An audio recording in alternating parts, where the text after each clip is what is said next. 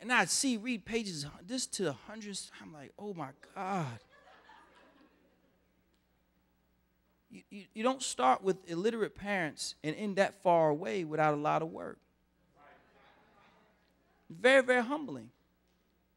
It's very, very humbling. So I come to you again as a father and your brother, saying to you, don't leave this place. When you do your altar call, you do whatever you come to Jesus, you listen to all the songs you do, because y'all was tricking me. I didn't know how everybody knew the words. I'm like, how do they know the words? What are they doing? Everybody know the songs.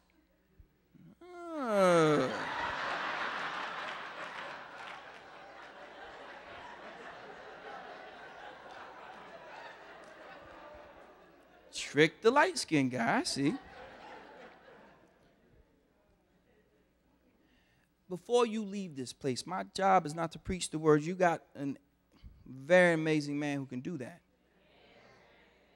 My job is to teach the word and make sure you can read it. And when I leave this place, which I will, when I leave this place, you got to commit to each other. This church must know how to read. We must be able to call on anybody in this congregation and have them read from anywhere in the Bible. You must be able to read your way down, not stumble, not stamper, not do it. You must be able to read. And if you cannot, the only thing that you want to do is to be able to read your Bible, because that's all that you may want to do. Everybody has a goal. Mine, I hated being poor. That color don't look good on me. I've tried it on for a while. It just didn't fit. Don't hang right. Don't drop the way it's supposed to.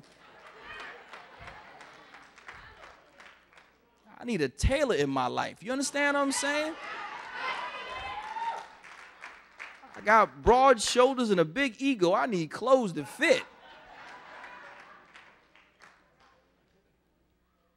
I'm saying to you, you cannot leave this place and let that be. Pastor, I'm leaving this to you. I'm going to pass the baton to you, brother. Everyone, ask yourselves and be honest with yourself. Everyone. There's not a single person here who I'm not talking to. Ask yourself, if I was asked to stand and read my Bible today in front of 2,000 of my family here, how would I do? When you get to the point where you feel comfortable reading, when you get to that point, then you'll participate in the political process. Then you'll be a better parent. Then you'll be a better mother and a father, better granddaddy, better cousin. But there's so much more to your life.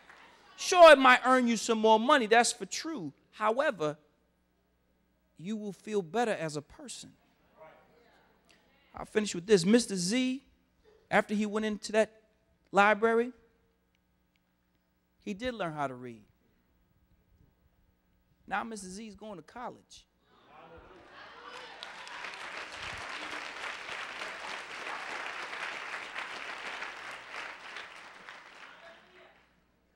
And he reads to little kids. He reads to these children, and he tells them his story about how he couldn't read. And he said every single time he does that, one of the children come to him and say, my mother, father can't read. See, that's really what a story ends. Story ends that your kids know. See, you want your kids to value education, then you got to value education yourself.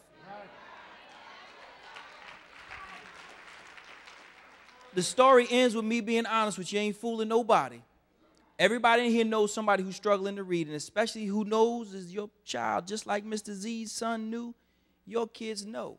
And just because somebody lets you get away with this right here doesn't mean that they don't know what this really means. Because you could hold it as close or as far, it ain't going to make it seem any more legible. I love you as your brother. And I want you to live the life that God has given you. And in a highly technologically advanced society, you cannot exist without being able to read. You simply cannot. You cannot even raise your own children. I mean this. They're going to have medication in their life. You got to be able to read it. You just can't pour something in there. Kids get hurt. If you love your children, I mean this. If you love your children like a parent loves their children, like their grandparent loves their children, then you're willing to humble yourself. Willing to humble yourself and do what you need to do. Thank you for your time and attention.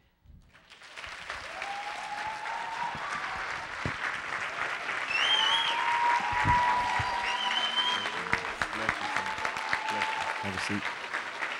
Come on and give God glory. Oh, come on and give God glory.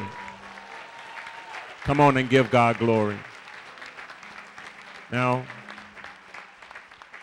stay on your